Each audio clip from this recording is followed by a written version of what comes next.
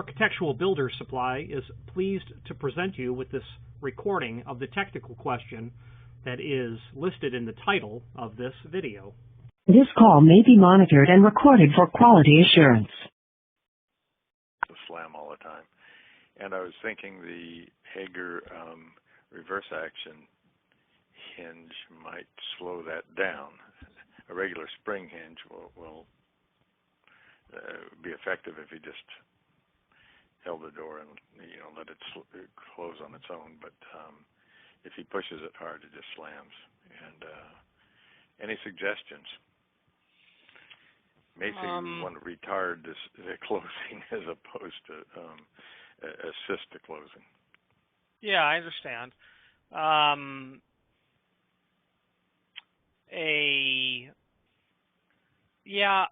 So you've got a slamming door condition, and you're wondering if a reverse action spring hinge would do the work.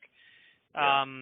I don't think that you could really set the tension high enough to really have an effect. Yeah, to really have an effect. What you could do is, it obviously wouldn't hurt, but I don't know that at the end of the day it'd be worth the time and trouble. There is another product that you see in patient rooms and hospitals. On the bathroom inside of the patient rooms, they'll have a overhead track system, and it's a friction style where it doesn't permit free swinging of the door. So there's always tension or friction between the linkage from the frame to the door. That could be another idea. But sometimes operator error is hard to divide out of the equation. Yeah, those hydraulic arm closures. Those, I'm not sure that would do it. And I think we've tried pads in the past, but the kid has autism, and he will just peel stuff off. So the simple solution is one that never works. And well, now the hydraulic closer is an idea that if you were to approach it from the perspective of, hey, you don't have to close the door at all; it does it by itself. Maybe this is out of my area of expertise, certainly, but yeah. Well, I did put a spring closure on one of the doors internally just to test it, and it will close the door, but of course if he pushes it hard, it just defeats it. So it. In a hydraulic closer, it'll rupture the valves, and it could crack the body. It depends on how much force is applied. Now, the sliding thing you talked about, is there, let's see, do you carry one of those? Or? Yeah, of course. Let's take a look. So I'm going to pull up a part number, and we'll look at it together. Okay.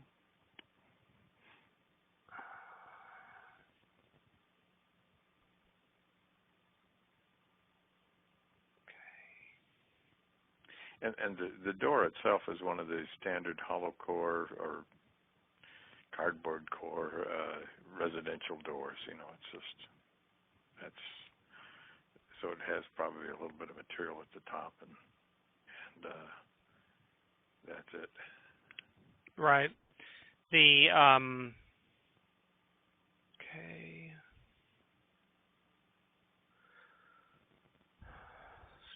Heavy duty. The other thought that comes to mind is to add gasketing to the door that you can even apply to the stop, and that might muffle it a little bit. 9410 concealed. 410.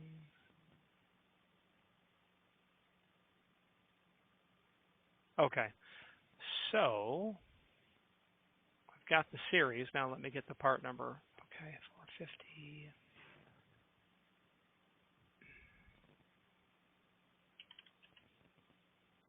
So in the search box in the site, I'd enter 452F, as in Foxtrot. 452F, okay. Yeah. And you can click on any of the... Glenn Johnson, yeah. Yeah, any of the top 5. They're the same item, just different finishes. And when you click on any of those, you're going to dive into, okay, what is this thing? What does it do? Brochure, how does it install? This is surface mounted. There's also a concealed or mortised style, which you'd have to get up there with a router. Yeah, I think surface mount would probably be most sensible. And it says satin chrome, or I guess there isn't a satin nickel, but satin stainless would probably be closest to it. Yeah. There's satin chrome, and then there is stainless steel as well. And the reason the hospitals use those is because it prevents people from unintentionally moving the door, or they want to put it in a place, in a position, and have it stay there. These are also expressly prohibited from use on fire-rated doors because they inhibit the natural closing of a door. That's why they're. And in terms of non-handed, so you'd have to get. It's a if you're standing outside the door, it's a left-in swing. Okay. And in terms of installation. It's hard to look at the picture. Is which part I'm assuming the bar connects to the frame. Yeah, unfortunately, that image is actually shown upside down. It's counterintuitive to look at it that way. I'm just realizing. There is a link below this called mounting details on the right side. Okay. Page 2 would do a better job showing what that looks like. Okay, I'm down at the bottom here, mounting details. I didn't see that. Map of the United States on the right side. Do you see that? Yeah, I see that, right. And then over further. Look directly below that, about maybe 8-inch. Okay. Should say mounting details. Here we go. Got it. Okay. So the frame reinforcement should be properly hollow. It's a hollow. So the section to the left would mount to the door itself. It looks like. Is that correct?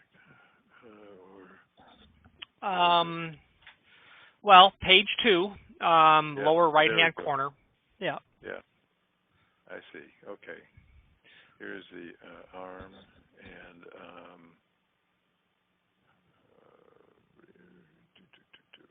okay, I see.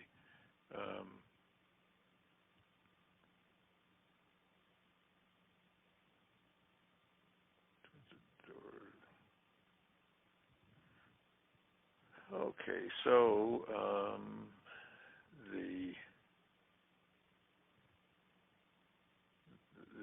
bracket looks like it looks like it connects to the top of the door. Is that right?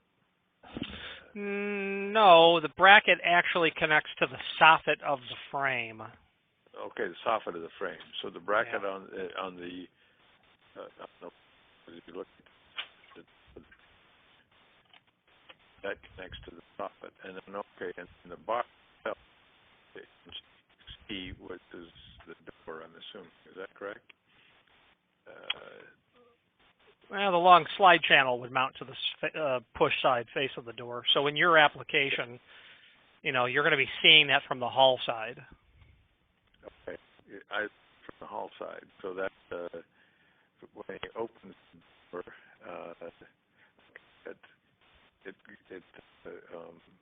so that bar would be connected to the.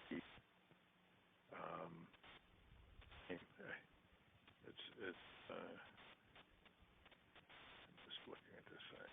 So you got door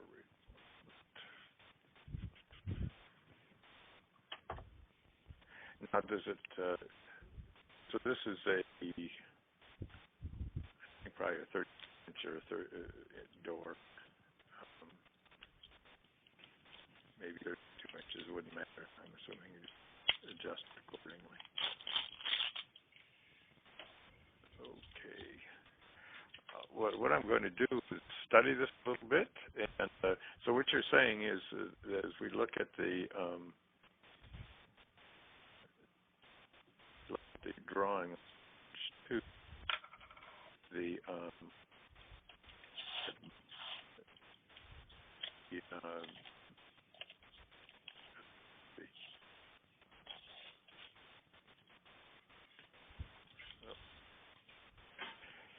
and so stainless steel one most effective, I'm saying, or the most effective. Brushed chrome is the cheapest one. Right. And do you think it would be sufficiently sturdy on a frame in the door? Well, the hardware itself would be sturdy. You're going to through bolt it through to the door. Yeah. You're going to through bolt it through the door, but I've seen bolts like that ripped out. Yeah. Yeah. You'd have to bolt through the door and then have sufficient support on either side of the door, maybe a plate of some kind, I guess. I would say that on the room side, that would be an idea. Absolutely. Right. Yeah. Okay. And okay. Well, why don't we go ahead and order one? Okay. Do you want the satin chrome or the satin stainless? There is a price difference. The satin chrome would probably be the least expensive, so that would be the way to go. It is in this case, yes, sir. It is. Okay, let's take a look. So, the friction assembly is achieved between the relationship from the arm and the slide track. Right. So the slide track, that's a part that's mounted to the door frame. No, that's the part that would go to the door. That goes to the door, and it would be on the inside of the door that's mounted, is what you're saying. Is that correct? It would be on the push side, and I believe that to be the exterior. Okay. Yeah.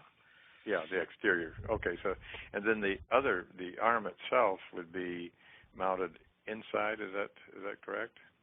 Oh, definitely. Yeah, it'd be on the same side as the track. It'd be on it's going to be on the push side, and it just surface mounts to the soffit. Of what some people would call the top of the frame. Okay, so both mounting points are on the push side. Yes, sir.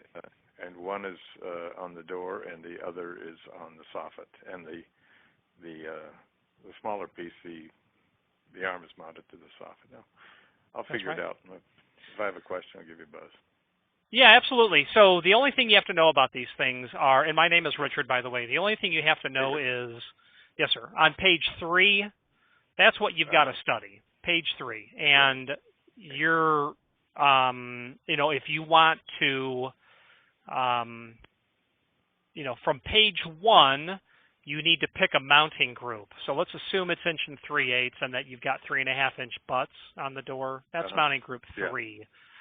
So from page 3, we're now of that page, we can now remove 4/5 of all of it. We don't care. So now we're only looking at the center band. And then from from those 5 options, you only care about the 453 line. And then the columns, you then, from those 6 columns, pick the degree of door swing. So let's just say 95. You want it to go a little past 90. Okay, now you've got your A and B dimension, and that is from the lower left-hand area of page 2. It's that simple, referencing the vertical axis of pivoting. You just need to know where to start with the holes, and the rest is like it's like putting up a picture at that point. Yeah. And so I'll look at this, and this would be group 3, is what you're saying. Okay. If that's what you have. Yeah. Okay. You're not. I'll do the measurements, and then I think once I hold it up to the door, I'll have a better idea of how how the thing is going to. Well, it's always the first one that's difficult to see in your mind's eye. The first time I prepped I've mortised everything on every door that could ever be done. And the first olive knuckle hinges, that baked my noodle for a good hour before I was brave enough to put the router on the door. I had to stare at it. That template started to dance. The line started to wiggle. Yeah, I understand, and I think with the spring hinges, I was trying out just to see how that would work, and adjusting the tension, you want to have it sufficient so that the door will actually close. And some of the spring hinges will allow you to mix with conventional hinges. Others you need to replace all three hinges, because of the center point on the axis of the leaf thickness in relationship to that. Yes, yeah. Sometimes you can't get your hands on a residential weight spring, non-spring hinge, so you've got to switch it to all spring or unify on either residential weight about 98 thousandths or standard weight about 123, 130 thousandths. But yeah, that's. Well, I knew I should have studied architecture when I was in school, because my home improvement projects would have been a lot better, I guess. But well, I do appreciate your information, and I'll look forward to getting it. It probably should be a week or so. At the most. Okay. And hopefully this will solve the problem. And when he was a kid, he slammed the door so often and so frequent that the door became delaminated, and I had to repair it. And those hollow core doors aren't really built for much anyway. So Catholic Charities has been a client of mine, and they deal with folks that these are the cards that were dealt, and there's a lot of heavy duty everything that's used. And my own children slam as children, they crack the frames, just being kids. And being kids, and of course this young man is now 18, and so he's weighs full grown. a couple hundred pounds. So when he swings, it's a home run. But it is. So anyway, again, appreciate the information, and look forward to getting the product. Yes, sir. Sending you an email right now. Thank you very much. All right. Take care. Bye-bye. Architectural Builders Supply hopes you have enjoyed this program. Again, thank you for watching, and if you've enjoyed this video, please click thumbs up. Please subscribe and maybe even send the video to someone that you know. Thank you.